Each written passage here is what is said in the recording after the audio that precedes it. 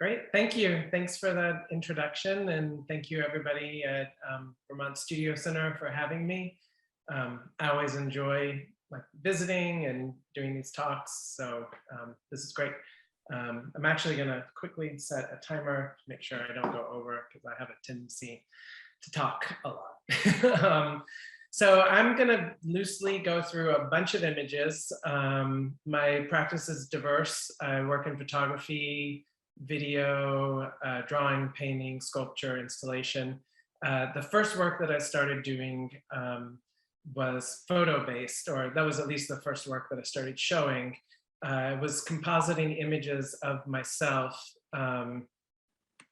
doing these self-portraits where I was interacting with myself. And so I would work on location and I would photograph myself multiple times in different positions, and then used Photoshop, which was like sort of brand new at the time. This was like in the late 90s, as a way of like compositing the images and putting them together to create like these narratives that dealt with multiple subjects. So I was very much concerned with the idea of adolescence, also this idea of things that are in transition from one state to another.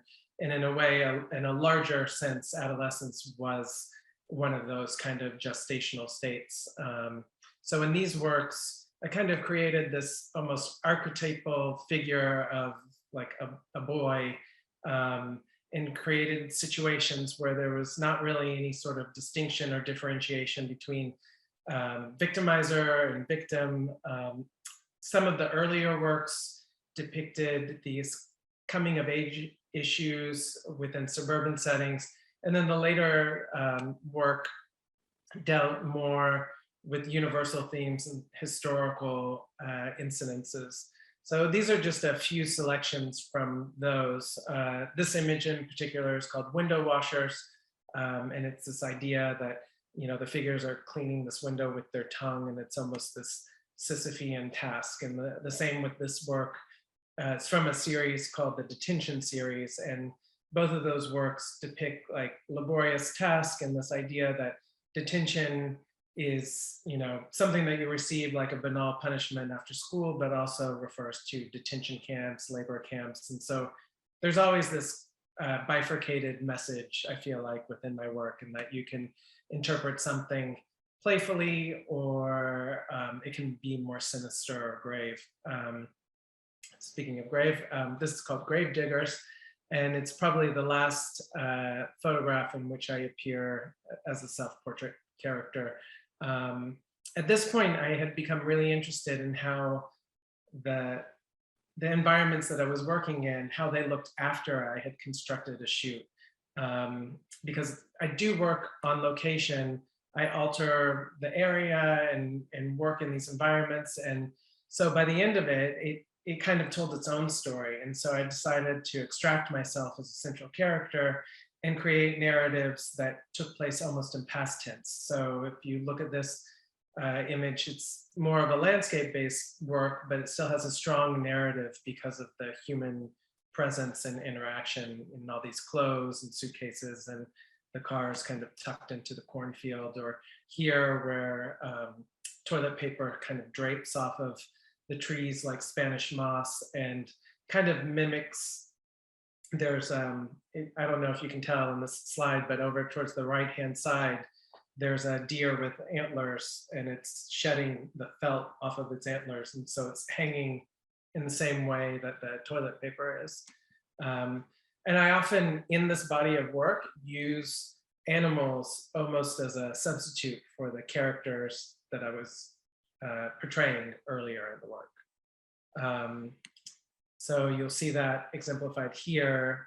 This is called Cherry Island. At this point, I was working, I had a residency in New Zealand, and I was really taken by the landscape.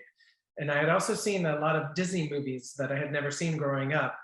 And so this idea of like the sublime and American tradition of landscape painting combined with Disney, and then the environment that I was in, I was really attracted to the landscape. And the earlier works I was photographing in this way that I would like set up a tripod, and my goal was to not move the camera at all. And then I would pose in different positions. But now that I was no longer the subject of my own work, I started shooting in a way that I just shot elements of things that I was interested in, and the camera would move.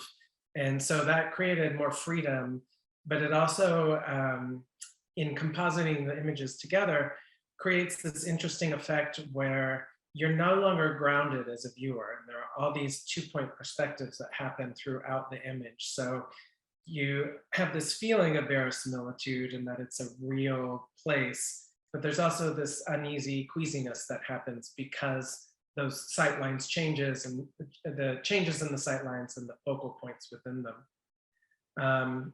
This is an image, it's called Still Life with Tea, and it's actually extracted from a video that I had done. I, at the same time, was working on a lot of short videos that were very heavily narrative based and used the element of time to kind of abstract these gestational states. So like everyday mundane practices would kind of become exaggerated. I was also interested in dissecting the idea of ritual and tradition. So this is an image that is from a video that I worked on called Kidnap, in which there's this bonfire that's set at dusk and it burns until dawn. And there's a series of like rituals and traditions that take place during that.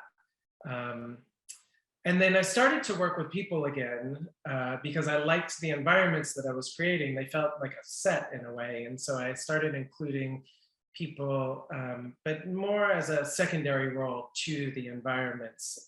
So this is called Still Life with Pig. And within those environments, I always had incorporated some sort of structure. You know, the previous slide had a lean-to, and this slide has a tent with silhouetted figures, and it's not clear if they're like fighting or making out. And it's that kind of like ambiguity and the sort of diametrically opposed situations that I'm interested in exploring. This is another image from that same series. It's called Ghost Ship. And then I also, briefly after that, I started working on a film that this fashion designer helped co-produce. It's Tom Brown. I'm not sure if any of you are familiar with him, but I created another film that was based on this idea of ritual and tradition. And these are outtakes from it. And it was sort of a hybridized conglomeration of a funeral, a baptism, and a wedding all in one. And it's a series of sort of collective experiences where these figures work through the environment. They're all accompanied by musical instruments, almost like Prokofiev's Peter and the Wolf. And they go through and like shear sheep and pick cotton in this like steamy greenhouse. They end up dissecting these octopus that they pull out of a pond at night while serenading them to get their ink sacs to dye the clothes that they're making for these rituals. And so it's all about like the ritual of preparing for ritual. So it kind of felt like a strange sort of culmination of everything that I had been working towards up till that moment, where I had like these lush, verdant landscapes, this kind of wordless adolescent like horde of people working together in unison. There were these eerie settings and this ambiguous narrative. And I felt like afterwards, I was like, oh my God, I'm so sick of doing this. I have to do something else. So I kind of quickly turned what I was doing and decided that I wanted to shoot in black and white and these kind of sparse urban environments. And I had been looking at a lot of Flemish painting, was really interested in like how they depicted these massive skies and how so much of the activity was happening above the horizon. And so this body of work is kind of the result of that. They're very much focused on, as I said, these kind of urban environments, but also the idea of climate change and environmental situations. So this is an image, it's a conglomeration of New York and Paris. This is, again, a non-existent space. It's a combination of cliff sides in New Zealand, this koi pond in Toronto, all of the telephone lines and tram lines are from Berlin. And I started working with like older people within the work. So there's a figure on the left who is this woman that I used to work for when I first moved to New York. And I was really interested in this idea of like creating chaos, which I found out is very hard to do because chaos is chaotic. And if you try to plan it, it inherently is no longer chaotic. So these works were kind of an experiment in trying to do that. This image in particular is this kind of burnt out building. And within each quadrant, you can kind of see these figures laying in hammocks, and they're all like older figures. And from that, and later, I think you'll see I did a series of portraits, like drawn portraits from them. But all of these images were kind of monochromatic. This is called burnt. And it's funny because I did these probably like 15 years ago or something. And now I feel like they almost seem commonplace in the sense that like this looks like maybe something that you'd see in the newspaper in California, or this is called Sleeping Giants. And you know, several years after I did this image, there were a series of whales that had washed up on the beach, and I was like, it's kind of crazy that, you know, these images seem to be coming to life.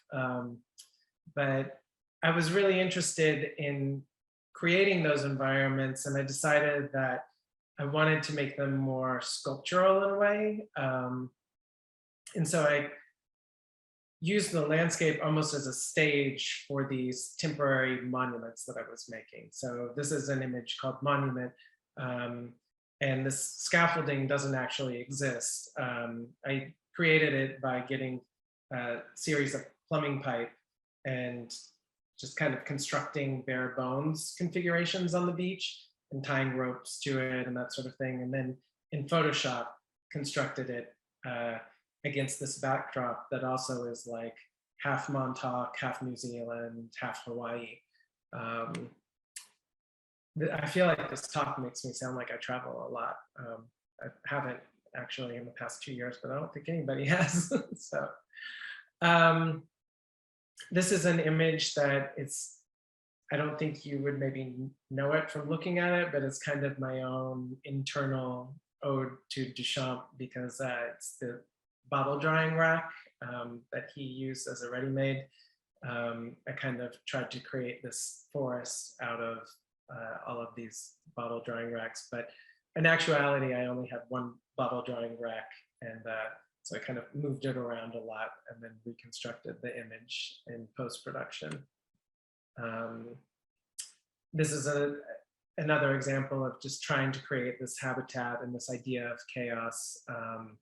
And it's interesting because I look at these photographs and they're put together in a very similar way to how I paint and draw, just because these locations don't exist at all. So that brick structure is separate from the forest and the tents, and the house plants were my house plants. And there's, I don't know if you can see, there's like these hyenas laying here. And so there's really like a variety of images pushed together and cobbled into one piece.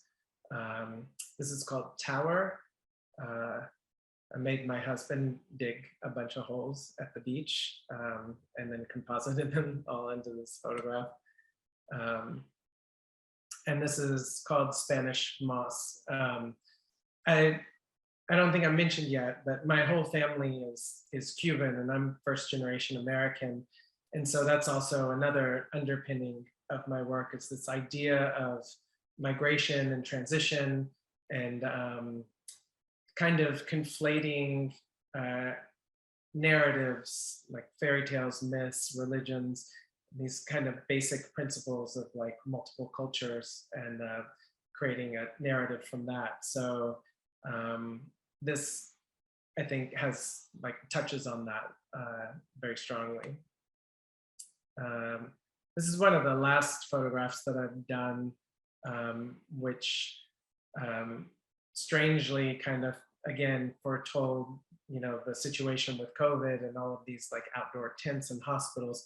I finished it right before the pandemic started. So I don't know if I'm just becoming maybe more boring, but I feel like my work, you know, has this element of feeling somewhat surreal and otherworldly, but grounded in reality. But I don't know if it seems like maybe the world is becoming more strange and my photos are becoming more normalized as things progress. But simultaneous to all of that work, I was also doing a series of drawings and paintings that are landscape based. And I was working on this material called Mylar, and I don't know if any of you are familiar with it, but it's sort of a semi-translucent plasticky paper that's frosted, that you use it in like drafting and architecture. And so when I work on it, I really like the surface because it is so smooth, and I like that you can work from both sides because it creates this atmospheric element. So all of these are on Mylar. This image is about 8 feet by 10 feet. And I kind of seam the Mylar together. So there are places along the composition that kind of hide these seams of how the paper is cut together. And that's another thing that I like about working on that material, is that I can expand the surface as I see fit or crop it. And a lot of times when you're painting on canvas, it's like the size that you have predetermined is the size that you're working on. And I like the fluidity of this material. The one downside, which I sort of discovered later, is that it allows me to become way too meticulous and detailed. And I get kind of hung up in all the details. And I'm one of those people that I feel like I have a million ideas and I want to get them out, and then I end up like stuck on one painting. And so I was like constantly trying to figure out a way to like progress things and move them forward. And so you'll see that kind of plays into my work later in the presentation. This one is called Moonlight Automated Drawing. And it's a reference to the idea of like making a drawing in the snow with your tires, and like this idea that drawing can be other things. And I'll just go through a few of these images. Very much kind of interested in using the material to create this kind of foggy atmospheric environment. And then at a certain point, I kind of was interested in like taking these two-dimensional images and making them a little bit more physical and more actualized, and creating almost like these sculptural presentations. So this is a painting that is on a video screen, and it's a painting of a video still. I mean, it's a made up video still, but I've entitled this piece Video Still. And the image is a landscape with this makeshift drapery hung up for a video screen. So it has that like self-referential element to it. And then the subtitles are painted at the bottom. They're the last lines from the movie The Misfits, which is the last movie that starred Marilyn Monroe and Clark Gable before they both died. And I felt like the central character in that movie was the landscape. And so it's kind of a nod to that. So it's this piece that kind of functions as this rotational self-referential element. And again, here, this is a series of paintings of these trees being held up by an artificial support system of scaffolding. And so they're mounted to board and inserted into these stones to create almost like a Japanese rock garden. And then if you look at it from the rear point of view, the scaffolding that's in the painting is almost mimicked on the backside and looks almost like the rear of a stage set. So there's this sense of artificiality within the piece. And that scaffolding is something that crops up in a lot of my work in painting and drawing and also in the installations. This is an installation called Chorus, and you can see the scaffolding behind this kind of seamless photographic element that I reconstructed. And then sitting on top of it are a series of 16 music stands with portraits of mourners, and you don't actually see their faces. So the portraits take place more in their gesture and their physicality and less in their face. And it has a sound element as well. So there's a sound recording of Mozart's Mass Requiem playing in the background, but it's slowed down one time for each choral member. So it actually sounds more like a Gregorian chant or some sort of whale, calls or something like that. It has a eerie kind of sonorous presence to it. You can see the portraits a little bit better in this image. And typically, I am interested in the figure, but most of the people that I've drawn and painted and even photographed, they're often kind of hidden from view or covered in some way. And I was interested in tackling the idea of portraiture and being true to that notion. So this is a installation that I did that relies on portraiture in that way. This is called Seawall, and it's made entirely of glass. The cinder blocks are cast out of glass, and then the bottles sitting atop are hand blown, and they're all one piece. And inside of the bottles are smaller drawings, and they're portraits of family members of mine from Cuba. I'd always grown up with this wall in our hallway that was different members from our family, and some of them I knew, some I didn't. And so I did this whole body of work where I was kind of really trying to explore that element of my family and my cultural tradition, just because I felt like there are so many immigrants where the family comes and they either completely assimilate to the new country that they're in, or they almost ghettoize themselves and recreate that country in a place. And so it's the first and second generation people within those environments that then have to navigate this tricky field of like, how much of their culture do they retain or try to hold on to, or how much do they try to assimilate? And so this kind of is part of that exploration. This is almost a negative version of that, in which I drew the floor plan of my family's house on the ground and then created the same piece, but in black enamel, and the drawings inside are done almost in negative. And then I used those floor plans to recreate a scale model of my family's house in Cuba, and it housed a projector in which I'm in a boat, and it's filmed in a sort of night vision camera, and I'm jettisoning these cinder blocks.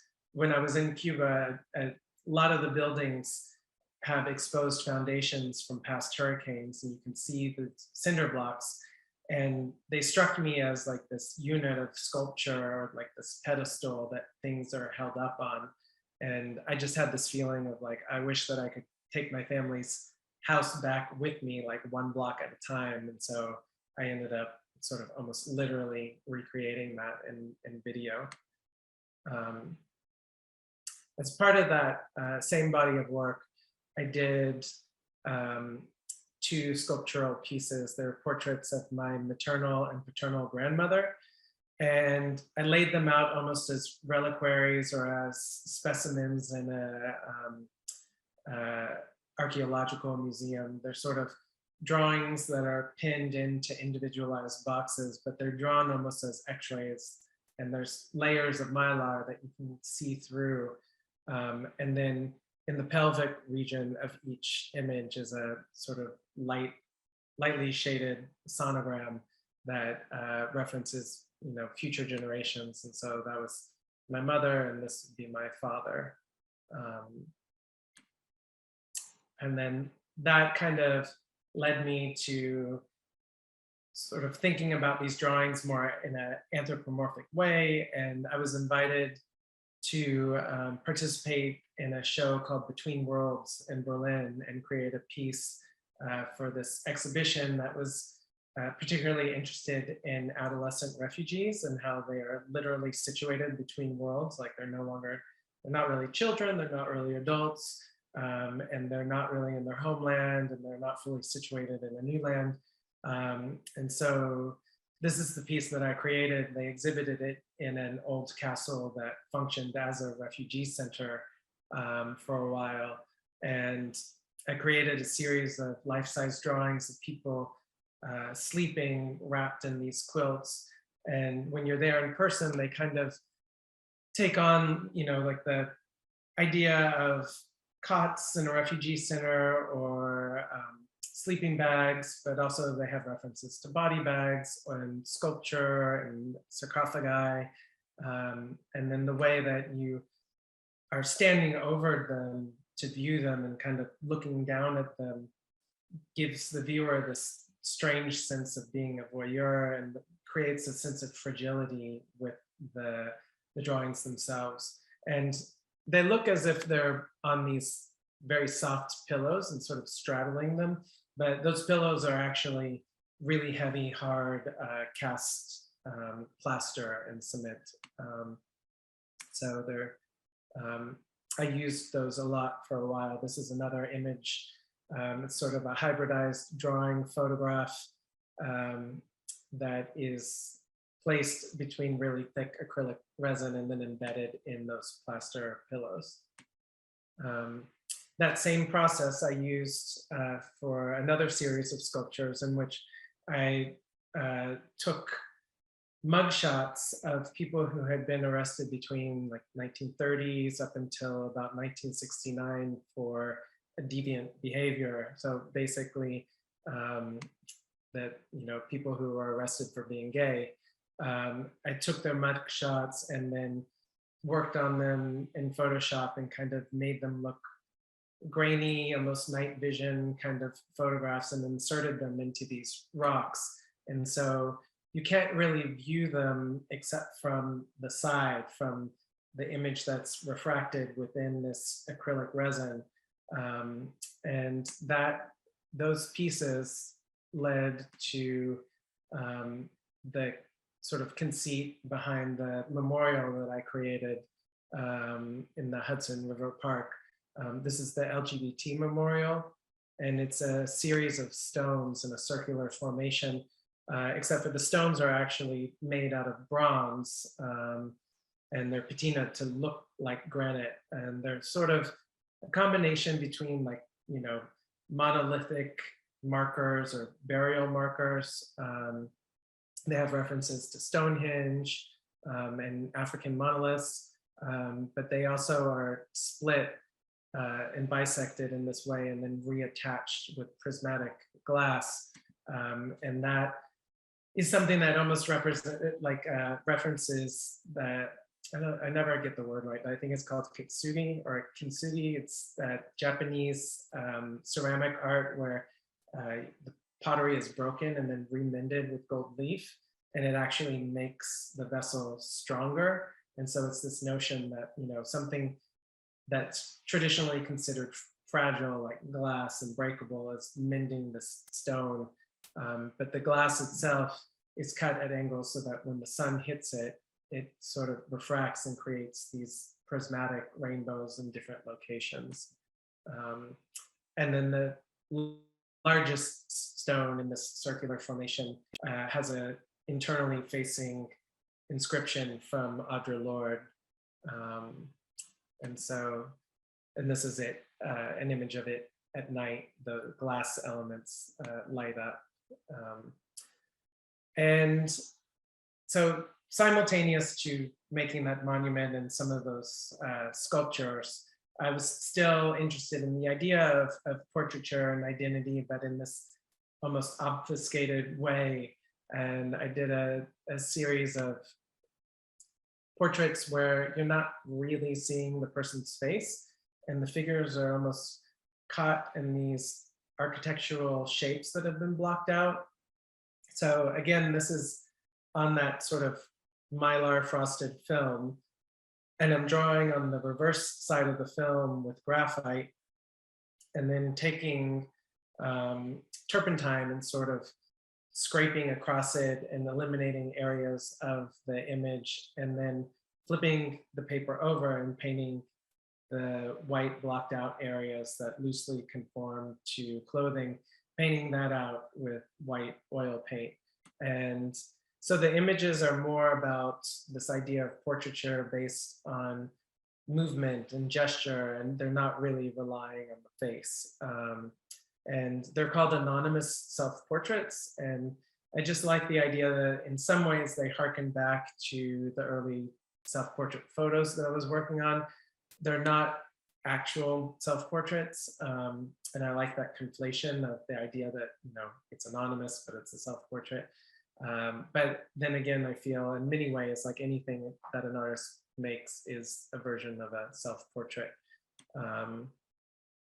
And so I kind of liked this technique of, you know, using the turpentine to get rid of areas, because it referenced the way that I was putting the images together digitally, like collaging different parts of things that I had photographed or found, and then printing it out on this inkjet printer. And if it got stuck or misregistered, you'd see like a skip in the image. And so I started almost paying homage to that and being true to that by like drawing ghost images and creating that sort of ink blot and stutter and within those images. And then again, not terribly concerned with portraiture in the sense of representing somebody, but more as, you know, almost a human still life. I kind of embarked on a series of portraits that have almost a Frankensteinian element to them, where I was taking elements from different images that were traditionally thought of as beautiful and combining them together to create an almost grotesque sense of beauty within a portrait. So these are a few examples of that. I was also working a lot with air gun or spray gun to kind of create these graffiti marks that wrap around the image.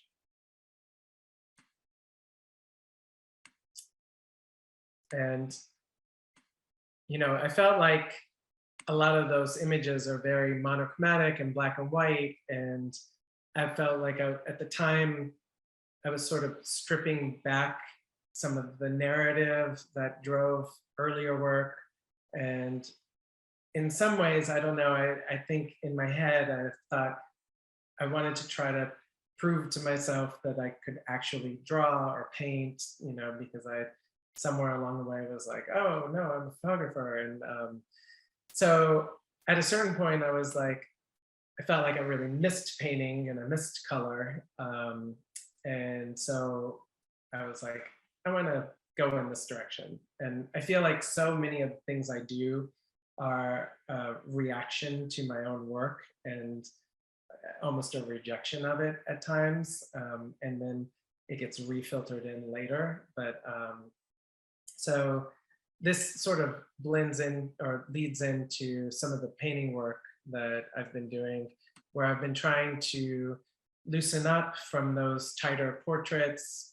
I started working on like really rough linen so that I couldn't be so detail oriented. because as I mentioned before, or I think I mentioned, I'm one of those people that I just have a lot of different ideas and I want to explore a lot of different things. And so I want things to move more quickly. And so I felt like working on Mylar was making it so that I just was getting sucked into these details that even while working on them, I was like, why am I spending hours on this? No one's going to notice. But I just couldn't help myself. I started getting obsessed. So I felt like moving towards a rougher texture would help free me up. And then also, I felt like I wanted to really push myself to use color and to use colors in ways that I traditionally like steered away from. So, you know, I just always had an aversion to orange. So it's like, I'm going to force myself to use orange because I don't know why I don't like it. And I, you know, it's not a good enough reason. So, um, so this image is called Inflatable Pietà. And I feel like it demonstrates one of the things that I try to achieve more, not conceptually, but like on a narrative level, this idea of this ambiguity that as a viewer, you can come to the piece and see it as, you know, someone laying in a flotation, like in a inner tube, stargazing in the middle of the night, or it could be, you know, a rescue scene of someone who's half drowned. And the idea that something can be two such diametrically opposed states is really interesting to me, and it's something that I strive for. This is called Blacklight Seance, and I was an art history major in undergrad, and so I think a lot of these images, you know, have references here to like Van Gogh's Potato Eaters, the previous image, obviously, you know, to Pietà and that sort of draped position of the figure. This is called Pollinator, AKA Thirst Trap.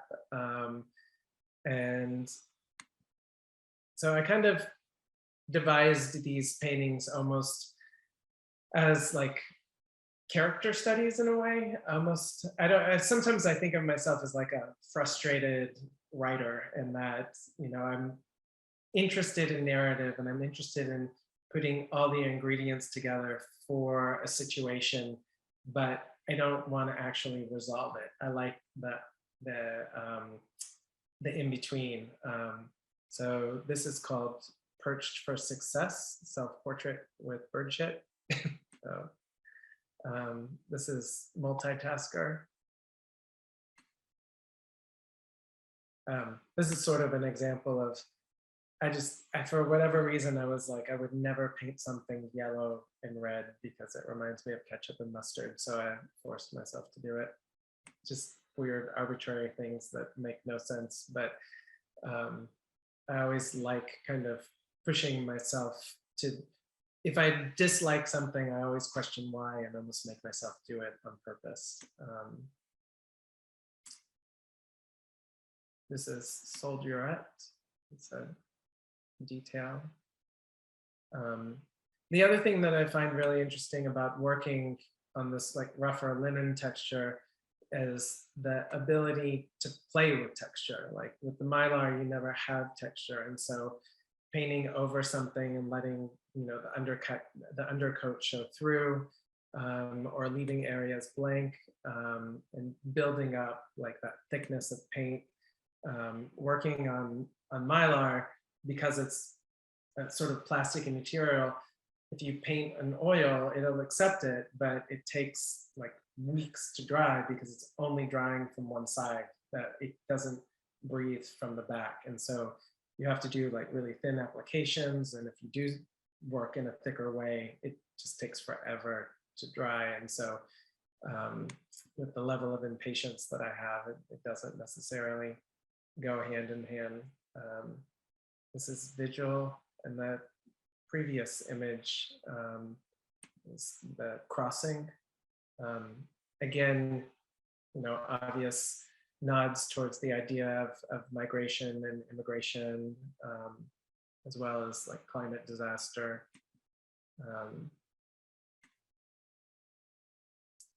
This is Portrait with Milk and Tobacco.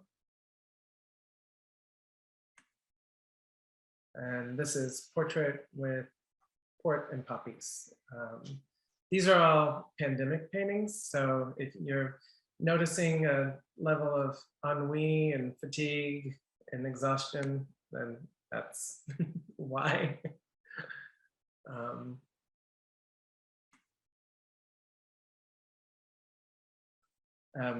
So as I mentioned earlier with the art historical references, this is parlor games, and this figure here on the right has a falconer glove on, or falconer glove, and the bird has a frog in its mouth, and it's the way that it's unleashed is almost, it's a reference to a Goya painting of one of the members of the court's children, and in the background there's a cat lurking next to a bird that's like on a leash. So there's like little elements like that that I like including in the work that are references to other paintings that just always stuck in my head for one reason or another. This is called Death, the Barber, and the Plague. I gave a lot of haircuts during the pandemic. This is a little bit of a nod to Peter Hujar. It's called Rusted Man with Tin Pipe. This is the director. This is Odalisque with Kickstand. This one's larger, probably like 7 by 9 feet. This is a more recent image called Wounded. I think that might, yeah, that actually, it's the end of all of my images, but I'm happy to take questions and yeah, go from there. Thank you so much, Anthony. Oh, yeah. It's such a vast range of work, looking at it all together. And I have to say, from the chat, also incredibly inspiring work from Helen Cohen. We do have some questions here, and I really want to say, if anyone would like to put questions in the chat, feel free. For myself, just speaking as a reflection, how inspiring all the work is to see the depth and breadth, and then seeing the paintings at the end, kind of pulling it together. From Julia, do you work from photographs in your painting practice? And also, yeah, I do actually. I work in this way that, like, sometimes it's found images that I'll collage with images that I photographed myself, or I wear glasses, but I'd never wear them. So a lot of times I'll see something and think that it's something else, and then I get up close and realize it's not, and I'm like, oh, somebody should make that thing. And so I'll bring somebody in and photograph them to mimic that, or sometimes I'll just even look through stock footage to get certain positions for things. So like, for example, that painting of inflatable Pietà with the figure sort of reclining, like part of that like came from a stock photo, part of it came from sculpture of a Pietà. The way that the hand is like sort of reclining in his lap is actually my hand that I photographed with my iPhone.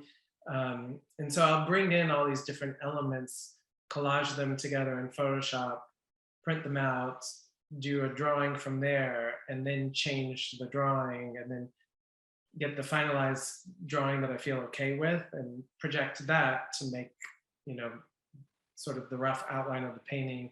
And then that also changes as I'm working on the painting. So oftentimes, the photograph that I start with doesn't end up being the thing that I finish with, but I do end up mostly working in that kind of two-dimensional way.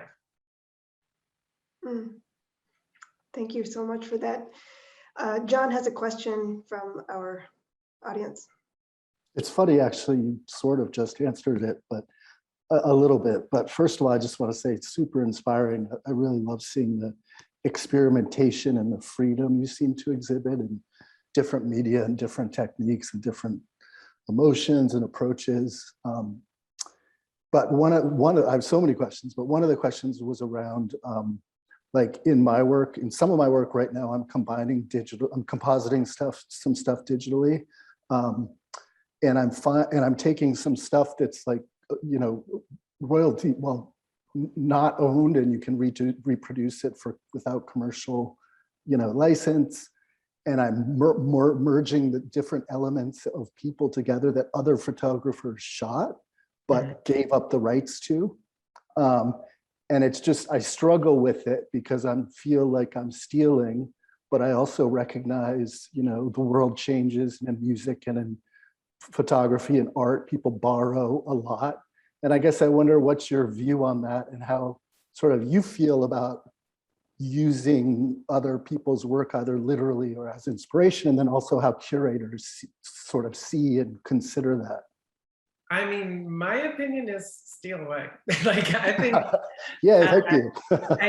I just remember, like, when I was in school being infatuated with Matthew Barney, and some of the work I was making, I was just like, I look back and I'm like, it's so clearly like a Matthew Barney looking piece, but the thing is that led to other things, and it eventually became my own, and so I think, number one, if you feel inspired to do something because of somebody else's images, in taking and borrowing pieces of it, then you shouldn't put parameters on it.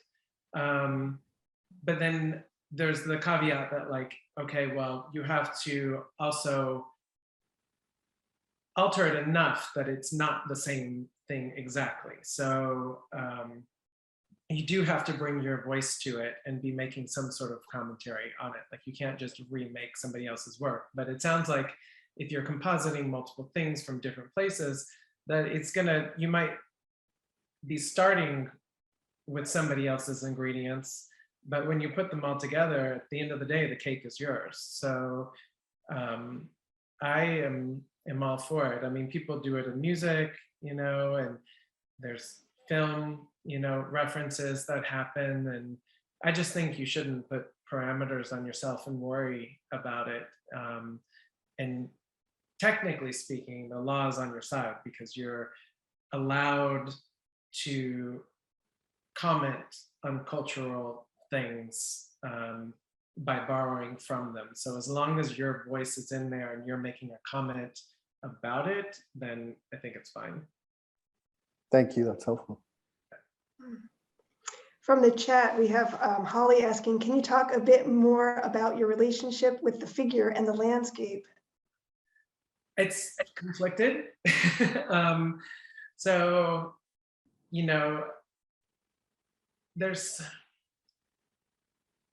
I've gone through so many different periods where, like, I sort of started with the photographs of the self-portraits. They kind of satisfied so many elements in my work where I liked the performative aspect of it. I liked the fact that I was doing all the hair and makeup and sourcing the clothes and building the sets, and then I was doing the post-production. So I got to build these environments, and then I got to perform in them. But as I mentioned, I then became more interested in the environment. And then it almost sort of separated them in a way where I kind of wanted to create these stage sets. And then with the figure, I was like, here are these character studies or these actors that might perform something within those environments. And I feel like I'm just now getting to the point where I'm merging them a little bit more together in my paintings. I have this, in looking at this body of work that I've done over the past 20 years, I realized that I have this tendency to work blindly and then step back and be like, wait, what am I doing? Why don't I strip some of these elements out, dissect these different parts of them and figure out what I'm doing more clearly, and then slowly reintroduce them together. So I think I've, somehow kept them separate for so long, and now I'm interested in bringing them together and merging them. Mm. The question about the figure in the landscape is so powerful, and Holly says super helpful. Thank you. Oh, great. Yeah, with your piece in New York City, the memorial, I read an article that was on the piece, and also it showed some of the images that were created before the piece was installed, so the proposal. Mm-hmm. And the figure in the landscape is in that proposal. So the sculpture has the final form, but it's interacting with people in the park. Right. Yeah, it's meant to, so those stones kind of create this circular harbor on the river, and they range in size. So as you get to that like center cut stone, they're sort of smaller and they build up in size. And so those earlier ones, you're encouraged to sit on them and like climb on them. And the fact that they're bronze is like, you know, the areas that people touch over time, it will record their imprint. And this notion that you can sit on them, it then kind of, those stones become almost like a pedestal for the real installation, which is the community of people sitting in this circular formation. And they might be strangers, but they're all gathered together in this spot. Mm. The other thought for painters, just how you're layering all those sort of layers in the painting on the texture, the linen. Mm-hmm. And I wonder, as you're layering them, you know, you going back and forth with thinner and things like that. Can you talk a little bit about your painting process? It feels very visceral. Yeah, I'm trying to figure it out, to be honest. So I have not painted on canvas in probably 28 years. And so I just started again about maybe not even 2 years ago. And it's funny because a lot of my friends are like diehard painters. And so I'm constantly calling them and asking them questions. But it's kind of trial and error. And I mean, I do like that buildup of paint. Like I've discovered that I really like that you can see the past renderings underneath. So, and I usually start with somewhat of an idea of what I want it to look like, but then the painting just takes its own direction. And so whatever I've started with actually just becomes, you know, this underlayer for the thing that's on top. But I generally, I mean, I don't add that many things to the paint. Sort of, you know, like it just straight from the tube, and like the thicker and chalkier, the better. Just because I feel like it serves my own interest in being more like confident in my mark making and rudimentary and not being like so detailed. And so when the paint is like, when there's a lot of medium in it and it's kind of more juicy and thinned down, I have a tendency to want to control it more. And when it's thicker, it's almost more sculptural in a way in my head. And so it's more about like building these forms. Building it.